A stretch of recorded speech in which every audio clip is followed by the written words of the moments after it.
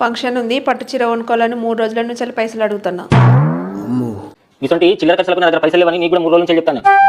అయితే 2004లో జరిగిందే మళ్ళా జరిగేటట్టున్నది. నేను ఇటువంటి బెదిరింపులకు భయపడమా? సరే నీ ఇష్టం. 4లో జరిగింది మళ్ళీ రిపీట్ అవుతుందంటుంది. అసలు 2004లో ఏం జరిగింది? అది అడిగిన పైసలు దానికి ఇచ్చేది అయిపోతుంది కదా. ఇగోవే నువ్వు అడిగిన డబ్బులు, నువ్వు అడిగిన పైసలు నీకు ఇచ్చిన, మళ్ళీ ఇబ్బంది పెట్టకు. ఇంతకీ 2004 ఏం జరిగింది? 2004లో కూడా గిట్లనే మా అన్నయ్య షాపింగ్ కోసం పైసలు అడిగిన. అడిగితే ఏమైంది? అద్దు మిస్టర్ వేణు, నీ గుండె అసలే బలహీనమైనది. నేను అది చెప్పింది అనుకో, నువ్వు తట్టుకోలేవు. నా గుండె గట్టిదే, ఏంగా చెప్పు.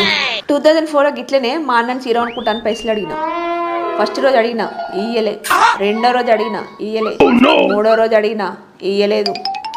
అప్పుడు నువ్వేం చేసినావు? ఏం చేస్తా, ఇంకా పైసలు అడగడే బంద్ చేసిన.